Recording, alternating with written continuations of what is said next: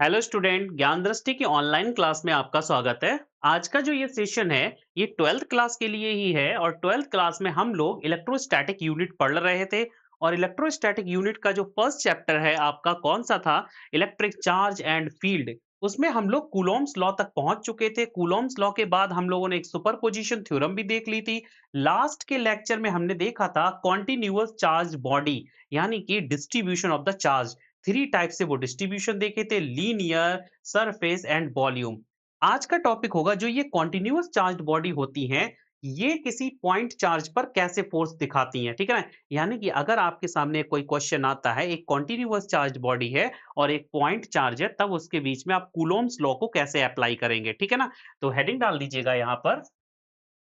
Heading डाल दीजिएगा। आज आपका ये 9th पॉइंट होगा। कहने का मतलब जो हम लोगों ने चैप्टर का एक सीक्वेंस बनाया था, ठीक है, उसी के अकॉर्डिंग ये 9th पॉइंट है। कौन सी एक नई हेडिंग है अपनी? क्या होगा? फोर्स बिटवीन दिखाई दे रहा है? ज्यादा ऊपर तो नहीं हो रहा? ठीक है। Force between a continuous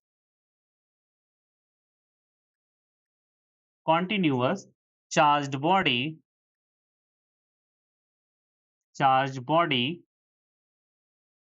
and a point charge and a point charge. ठीक है ना?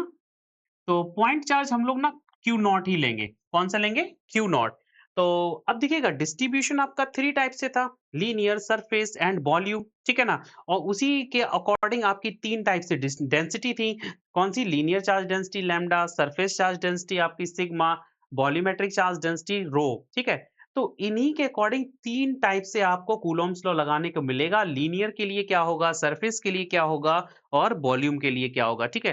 तो चलिएगा, पहला यानी कि ए पॉइंट इसका होगा, इस 9th हेडिंग का ए पॉइंट होगा: for linear charge distribution. For linear linear charged body. ठीक है? And Q naught. For linear charged body and Q naught, इन दोनों को देखेंगे। ठीक है ना? तो इसके लिए क्या करते हैं, एक लीनियर चार्ज्ड बॉडी ले ले रहे, यानी कि कोई भी रॉड ले ले रहे। एल लेंथ की एक रॉड ले ली और इसको हमने क्यू चार्ज चार्ज दे दिया है, जो इसकी पूरी बॉडी पर कॉन्टिन्यूअसली डिस्ट्रीब्यूट हो गया। कितना चार्ज दिया था? कि क्यू चार्ज दिया और ये इसके पूरी बॉडी पर कॉन्टिन्यूअसली डिस्ट्रीब्यूट हो गया। ठीक है ना? अब यहाँ पर जब डेंसिटी की बात आती है, तो डेंसिटी आपको पता है कितनी होती है लीनियर चार्ज के लिए? लैम्डा होती है। ठीक है ना? ये भी बात पता है, यूनिफॉर्मली डिस्ट्रीब्यूट है। अब क्या करोगे, इसी चार्ज बॉडी का क्यू नॉट पर फोर्स देखोगे। यानी कि अगर कुछ डिस्टेंस पर देखा जाए, इस चार्ज बॉडी से कुछ डिस्टेंस क्यू नॉट एक चार्ज पार्टिकल है, एक पॉइंट चार्ज है। पॉइंट है ना, तो सर्कल मत करो। एक क्यू नॉट एक पॉइंट चार्ज है। अब इस एल लेंथ की बॉडी और क्यू नॉट के बीच में जब भी फोर्स निकालना हो, तो जो डिस्ट्रीब्यूशन चार्ज बॉडी होती है, यानी कि जो कॉन्टिन्यूअस चार्ज बॉडी होती है, उसका एक एलिमेंट ले लेते हैं। क्या ले लेते हैं? एक एलिमेंट ले लेते हैं। कैसे?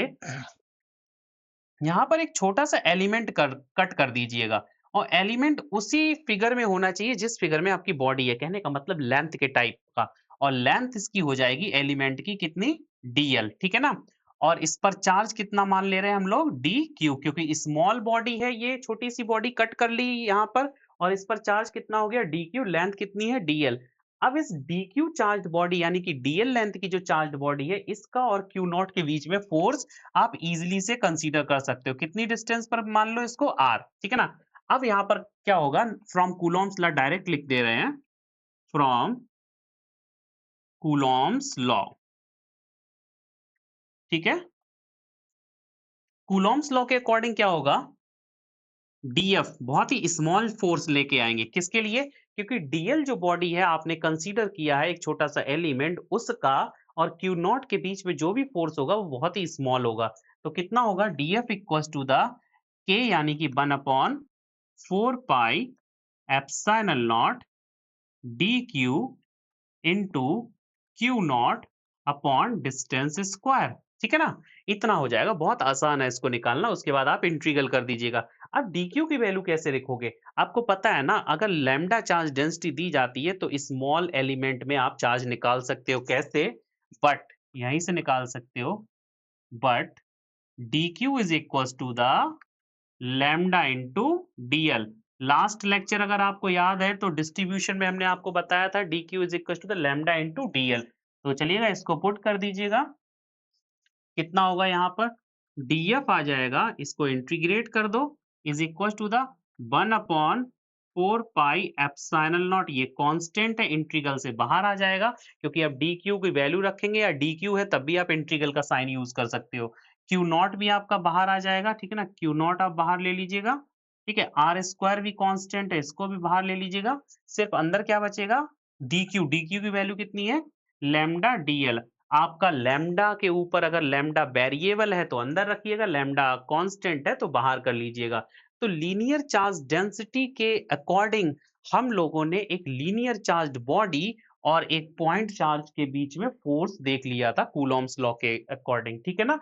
तो कूलॉम्स लॉ अप्लाई डायरेक्ट नहीं कर सकते, एक छोटा सा एलिमेंट बनाना पड़ेगा सबसे पहले, और एलिमेंट उसी फिगर में बनाना पड़ेगा जिस फिगर में आपकी बॉडी है, ठीक है ना। अगर लेंथ यानी कि लाइन बॉडी है तो लाइन के फॉर्म में, सरफेस बॉडी है तो एरिया के फॉर्म में, वॉल्यूम बॉडी है तो आपको वॉल्यूम के फॉर्म में बनाना पड़ेगा एक छोटा सा एलिमेंट, ठीक है ना। तो ए पॉइंट हो गया था किसके बीच में, कॉन्टिन्यूअस फोर्स और एक पॉइंट चार्ज के बीच में, जो कॉन्टिन्यूअस चार्ज बॉडी और एक पॉइंट चार्ज बॉडी के बीच में जो फोर्स था, उसमें हम लोगों ने एक पॉइंट लिख लिया था for linear charge body, okay. अब हम लोग दूसरा यहाँ पर लेके चल रहे हैं पॉइंट, यानी कि बी पॉइंट। बी पॉइंट क्या होगा, for surface charged body, surface charged body, ठीक है, एंड क्यू नॉट। अब आपके पास में एक ऐसी बॉडी है जिसके सरफेस पर ही चार्ज है, यानी कि उसका लेंथ एंड विड्थ दोनों ही एक मेजरेबल, यानी कि दोनों को एक दूसरे के कंपेरेबल में निगलेक्ट नहीं कर सकते हैं। यानी कि एक सरफेस एरिया अगर आपको दिया जाए, सपोज सपोज अगर मैं बात करूं, ये हमारे पास कोई एक सरफेस एरिया है और इस पर कोई क्यू अमाउंट चार्ज डिस्ट्रीब्यूट कर दिया गया है, ठीक है। तो जब इसको क्यू अमाउंट में चार्ज डिस्ट्रीब्यूट कर देंगे, कहीं बाहर से लेके आए थे क्यू, ठीक है, इस सरफेस चार्ज बॉडी से कुछ डिस्टेंस पर एक चार्ज है क्यू नॉट।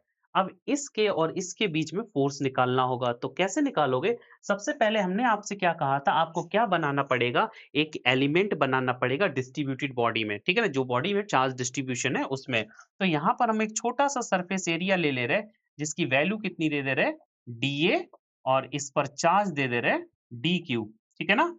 अब इसी छोटे से एरिया के साथ इसकी डिस्टेंस को निकाल दे रहे, कितनी कंसीडर कर ले रहे, आर। यानी कि जो एक छोटा सा एलिमेंट लिया है डी क्यू चार्ज का, डीए एरिया का, उसी एलिमेंट से इस क्यू नॉट के बीच की डिस्टेंस हमको पता होनी चाहिए, आर। अब आप आसानी से कूलॉम्स लॉ को अप्लाई कर सकते हो, ठीक है ना। Now now from Coulomb's law, now from Coulomb's law, तो कूलॉम्स लॉ में आप क्या करोगे, एक स्मॉल फोर्स निकालने की कोशिश करोगे डीएफ, क्योंकि स्मॉल चार्ज है डी क्यू। ये कितना हो जाएगा, 1/4 pi epsilon naught D Q small charge into Q naught upon R square, ठीक है ना। अब एस वैसे ही आप लोग इस डी क्यू की वैल्यू भी निकाल सकते हो, बट यही लिख लो, D Q is equal to the कितना होगा, सिग्मा इंटू डी ए, ठीक है ना। इंटीग्रल कर सकते हो, अब यहाँ पर जैसे आपको लिमिट दी जाएगी वो न्यूमेरिकल में दिया जाएगा।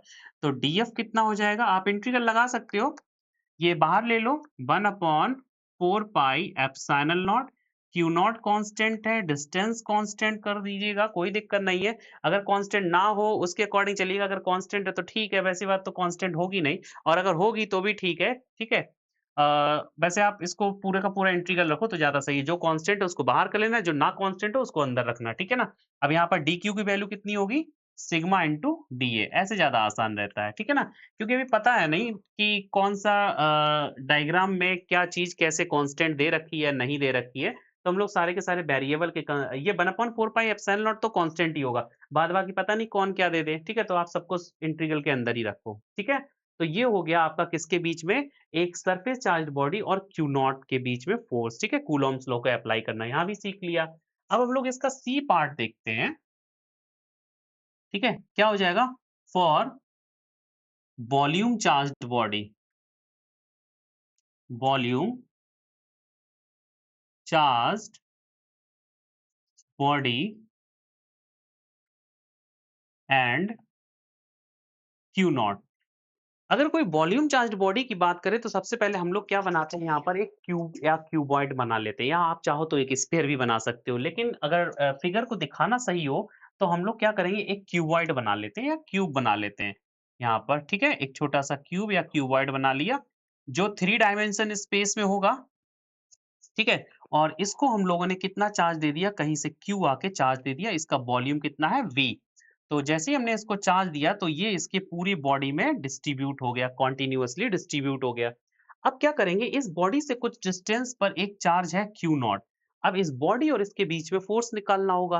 तो क्या करोगे, आप वही काम करोगे, यहाँ भी एक छोटा सा एलिमेंट कंसीडर करोगे, एक क्यूब के फॉर्म में या क्यूबॉइड के फॉर्म में। जैसा आपका बॉडी होता है उसी के अकॉर्डिंग आप अपना एक एलिमेंट चूज करते हो, और इस एलिमेंट पर अगर देखा जाए चार्ज ले लोगे डी क्यू, और इसका वॉल्यूम हो जाएगा डीवी। ठीक है ना, और इसी एलिमेंट से यहाँ तक की डिस्टेंस अगर आर ले ली जाए तब आप आसानी से कूलॉम्स लॉ को अप्लाई कर सकते हो।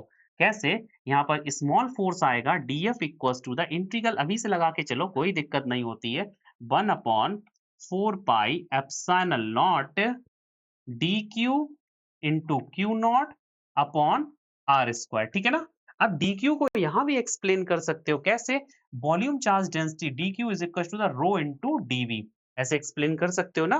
तो डी क्यू की वैल्यू रख दो, उसके बाद आपको डायग्राम में दिया जाएगा या न्यूमेरिकल में दिया जाएगा वॉल्यूम कैसे चेंज हो रहा है, या कोई लिमिट दे दी जाएगी। तो यहाँ पर 1/4 pi epsilon naught as it is, इसको तो बाहर निकाल ही लो, बाद बाकी आप चाहो तो अंदर ही रखो। ठीक है, रो डीवी इंटू क्यू नॉट, क्योंकि डी क्यू की वैल्यू क्या रख दी हमने, रो डीवी अपॉन आर स्क्वायर। ठीक है, तो ये आपको याद रखना पड़ेगा कैसे ये चेंज हो। अच्छा, हम यहाँ पर एक और चीज बता दें, जो फर्स्ट वाला था ना, ये यहाँ भी आप इंटीग्रल को ना, ये आर स्क्वायर को अंदर ही कर लो। इसका रीजन है कि अगर आप इंटीग्रल यहाँ लगाओगे तो ज्यादा बेटर रहेगा। ठीक है, इंटीग्रल को यहाँ लगा दो। ठीक है, तो आपको ना कोई कंफ्यूजन नहीं होगी यहाँ पर। ठीक है, ऐसा मैंने इसलिए किया कि पता नहीं कौन सी चीज़ वेरिएबल हो, कौन सी ना हो, तो उसके अकॉर्डिंग हम बाहर निकालेंगे, वो जो चीज़ कांस्टेंट होगी वो हम बाहर निकालेंगे, जो वेरिएबल होगी उसको इंटीग्रल के अंदर रखेंगे। ठीक है ना? अब आगे बढ़ते हैं। तो आपने ये देख लिया ना, ठीक है? कितना आ गया था? वॉल्यूम चार्ज डिस्ट्रीब्यूशन और क्यू नॉट के बीच में फ़ोर्स, ये रहा आपका डेटा। अब आपको न्यूमेरिकल में दिया जाएगा वॉल्यूम कैसे चेंज हो रहा है, डेंसिटी कैसे चेंज हो रही है, कांस्टेंट है, लेंथ कैसे चेंज हो रही है, ये सारे के सारे डेटा दिए जाएँगे। ठीक है ना?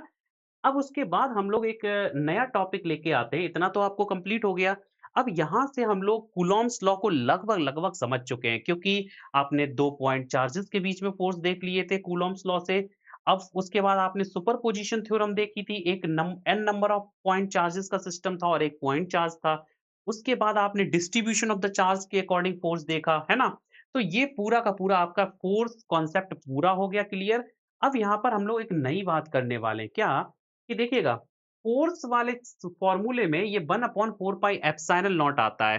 तो ये जो एप्सिलॉन नॉट आता है, ये क्या होता है? इसको हम लोग थोड़ा-सा समझ लेते हैं। चलिएगा, explanation of the epsilon not. चलो, यहाँ पर हेडिंग डाल देते हैं, स्टार बना के या हैश बना के, एक्सप्लेनेशन